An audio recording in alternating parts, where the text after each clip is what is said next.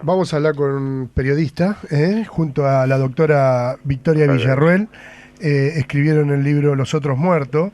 Él es un periodista, es un abogado, y escribió un libro bárbaro, bárbaro, que develó muchísimo. Ojalá tuviese mucha más propaganda para que realmente todos puedan leer este libro, que es fantástico. Pero él conoce mucho más allá de todo esto, porque ha investigado y sabe. Está el doctor Carlos Manfroni del otro lado. Doctor, ¿cómo le va? Héctor Díaz lo saluda. buen día, ¿cómo le va, Héctor Díaz? ¿Qué dice? Un gusto tenerlo del otro lado, gracias por estar ahí.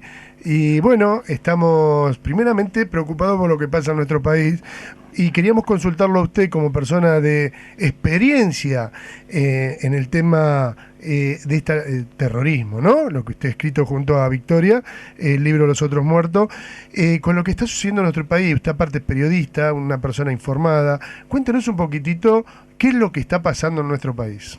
Bueno, primero que se ha cruzado un límite que hacía muchos años que no se cruzaba. Esto es terrible. Yo conocí al fiscal Nisman, no tenía trato con él, pero lo he visto en 3 o 4 oportunidades conversando. Es una persona correctísima, siempre muy alegre, muy bien dispuesta al trabajo. Y evidentemente esto es un acto de terrorismo, más allá de quienes hayan sido sus autores. Pero todo es muy raro, pero al mismo tiempo guarda relación con las escuchas que se han venido mostrando, que se han venido exhibiendo por televisión. Y a la vez, yo en un libro anterior que se llama Montoneros, Soldados de Masera, Ujú. en el que relato las vinculaciones de ese grupo terrorista con el exalmirante, cuento cómo unos y otros estaban relacionados con la logia Propaganda Due, que al mismo tiempo estaba muy vinculada, ya en ese entonces, ya en los 70, con el terrorismo islámico, con la Organización para la Liberación Palestina, con Gaddafi, que eran prácticamente quienes entrenaban a todos los grupos terroristas del mundo. Y ellos mismos, los montoneros, lo confiesan en varios libros, que se habían entrenado en la Organización para la Liberación de Palestina. Es decir, que ese vínculo nunca se perdió. Yo no estoy diciendo con esto que haya ex montoneros que sean los autores de esto, pero sí digo que esa vinculación entre montoneros y filomontoneros con los grupos del terrorismo islámico nunca se perdió. Siguió al punto tal que junto con Esteche trabaja hoy uno de los quienes fueron los máximos jefes montoneros, Roberto Cirilo Perdía. Ujú. Y bueno, yo creo que hay que estar investigando también por ese lado, que es una de las puntas que debería tener la investigación. ¿Cómo y por qué en este momento se comete semejante crimen? Es algo que todavía está por verse. Lo que sí sabemos que hay una persona que acusó a la presidenta y a los pocos días, muy pocos días, está muerto. Y ahora Que sí, todas las hipótesis que se tendían han ido, desde el oficialismo, han ido cayendo, vergonzosamente expuestas esas hipótesis con una anticipación sospechosa y un apresuramiento sospechoso, y todas han ido cayendo. digo yo porque siempre salen como la culpa echársela a otro. ¿Por qué no se callan, bajan el perfil? Vamos a investigar la justicia, poner todos los medios. Enseguida culpan a otro. Bueno, pero si culpas a otro, mostrá las pruebas y tenés todo el poder. Estás hablando desde el gobierno.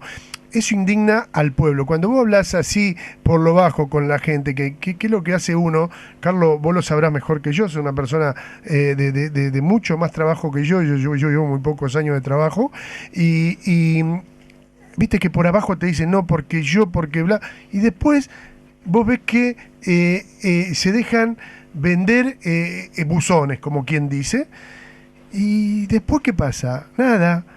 Vos los escuchás anoche, yo miraba un programa en el cual había personas que defendían a rajatabla las contradicciones de la presidenta, y de ahí para abajo uno llegó a echarle la culpa a la CIA.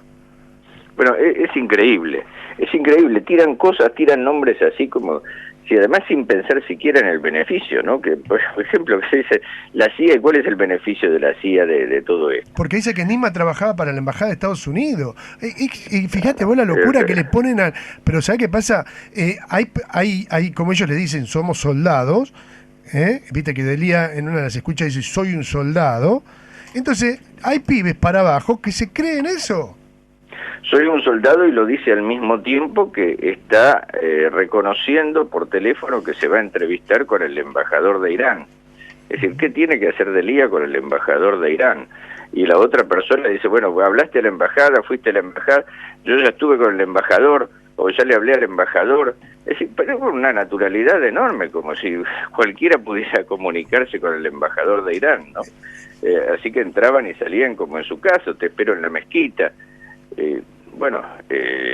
Cuando uno se mete con estos grupos puede esperar cualquier cosa. Yo no digo necesariamente que el asesinato haya sido cometido desde el gobierno, es una posibilidad, por supuesto, pero aún si fue cometido por uno de estos grupos, la responsabilidad es del gobierno, porque ellos fueron quienes manipularon todo este asunto con estos grupos. ¿Cómo se va a manipular un tema de terrorismo internacional como fue el atentado a la AMIA?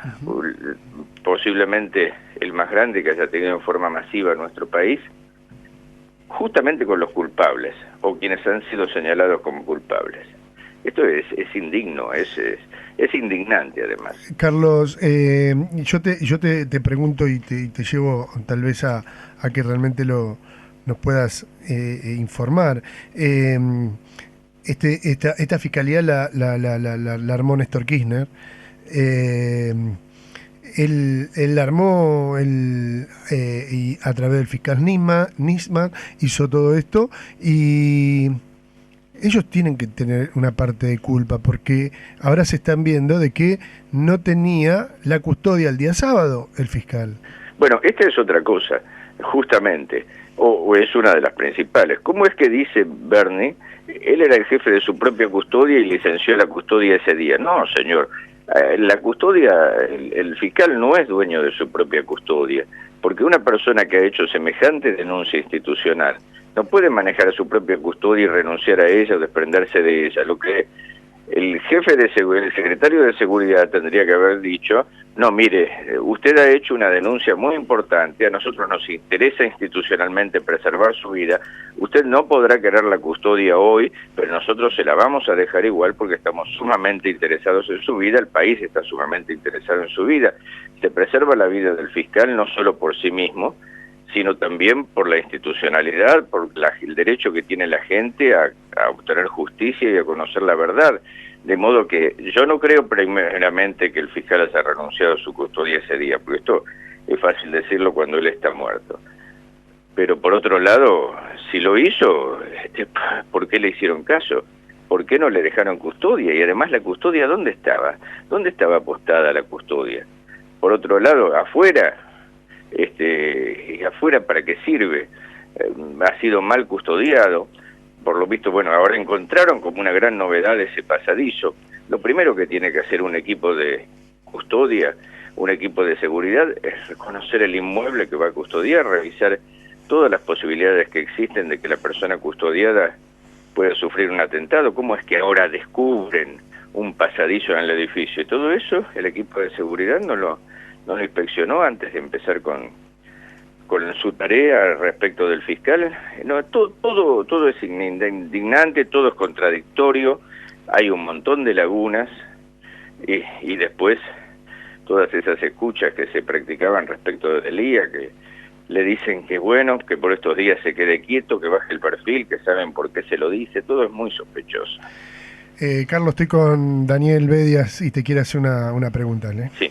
Carlos, ante todo, en cualquier momento voy a comprar el libro suyo, Los Otros Muertos, porque discutimos con mis hijos y le dije, bueno, te voy a hacer un libro. Yo lo conozco el libro por todo lo que Cacho me cuenta, ¿no? Pero vamos a hablar de este tema. Hoy estábamos hablando con otra persona que es un escritor, y mi comentario es, ¿qué pasa? Que todos los políticos o todas todos los que en algún momento siguen proclamando que quieren ser presidente, no se escuchan, no hay un llamado, no existe un llamado a que todo el pueblo salga a la calle a presionar y a pedir justicia. ¿Qué opina? Bueno, sí, es una posibilidad. De hecho, una marcha hubo. Yo creo que los políticos se están cuidando un poco porque tienen miedo de que los acusen de especular con esta muerte, pero creo que también siempre hay formas de hacerlo y formas de decirlo. Yo rescato la figura de Patricia Bullrich, que en todo momento se ha movido con extrema seriedad. Ella era precisamente quien tenía que recibir al día siguiente la declaración de Nisman. Sé que hoy va a estar en un programa de televisión, como ya ha estado en otros. Sé que se está moviendo, le envió, tuvo que enviar 50 preguntas a Bernie porque ella lo había citado, pero el oficialismo no tiene el propósito de dejar que Bernie vaya al Congreso a dar explicaciones, porque hay un montón de cosas que tiene que explicar, empezando por sus propias contradicciones. Bueno, creo que los políticos mismos, aún los de la oposición, no saben bien, con esta excepción que señalo, no saben bien cómo moverse, porque, bueno, existe siempre el doble juego, ¿no?, de que los acusen de estar especulando políticamente con la muerte de Nisman. Carlos, en la investigación que has hecho con el libro de Los Otros Muertos y todo lo que sabes de Montonero, ¿has conocido algún caso parecido en nuestro país que nos traiga a la memoria así algo como lo que le pasó al fiscal? Bueno, no exactamente igual, pero sí han matado jueces, mataron testigos. Hay cosas que no se sabe de qué lado han venido, pero por ejemplo, Elena Holmberg murió porque conocía el pacto entre Montoneros y Macera y estaba a punto de llevarlo a la luz, y fue asesinada justamente cuando iba a hacerlo, o en el momento que lo estaba haciendo. Bueno, atentados masivos de Montoneros ha habido muchísimos. Pensemos que han matado, entre Montoneros y ERP, mataron más de 1000 personas civiles, sin contar los muertos que hubo en combate. Pero, bueno, casos de la bomba a la policía, pero casos de fiscales que estuvieran investigando en este momento, bueno, no recuerdo. Sí han matado, por ejemplo, al juez Quiroga, que los había juzgado y los había juzgado con la ley. Cuando vos conocés la historia de, por ejemplo, verlo ahí a Dante Gullo, a Vaca Narvaja allá en Río Negro, verlo a Kunkel, viendo a Perdía, viendo a todos estos que vos también conocerás mucho más que nosotros, minquistados ahí en el gobierno, en el poder, ¿qué sensación te debe producir? Es una vergüenza, porque supongamos que esta falsedad que urdió la Corte Suprema en su momento, de que los crímenes de lesa humanidad tienen que haber sido cometidos por agentes del Estado para ser crímenes de lesa humanidad, algo que no sé de dónde sacó la Corte, que lo inventó para salvar a los amigos montoneros del gobierno. Pero supongamos que fuera así, que hubieran estado prescriptos sus crímenes, que prescribieron también moralmente. El hecho de que hayan prescripto sus crímenes jurídicamente hace que prescribieran moralmente. Siguen siendo asesinos. Los que fueron asesinos siguen siendo asesinos por más que hayan prescripto sus crímenes. Entonces, ¿cómo es que están en el gobierno? Así que unos a la cárcel y otros al gobierno. A unos un premio y a los otros la cárcel. Cuando confrontaron y produjeron hechos de sangre unos y otros. Ahora dicen, no, aquello era peor porque había sido cometido por agentes del Estado. Bueno, entonces con ese criterio, como el homicidio es peor que la violación, despenalicemos las violaciones. Claro. Es absurdo ese argumento. Carlos, supuesto que fuera aceptable. Carlos, la verdad que nos dimos un lujo de charlar un ratito con vos. Siempre es bueno charlar con alguien que sabe mucho, porque informa al otro que está escuchando, informa al que está entrevistando.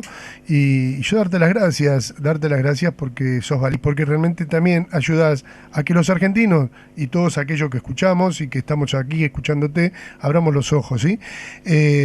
Te mando un abrazo grande, que tengas un buen año. abrazo y muchas gracias a ustedes, que lo pasen bien. Gracias, Dios Suerte. te bendiga. Hemos hablado con el doctor periodista Carlos Manfroni, junto a la doctora Victoria Villarroel, escribieron el libro Los Otros Muertos.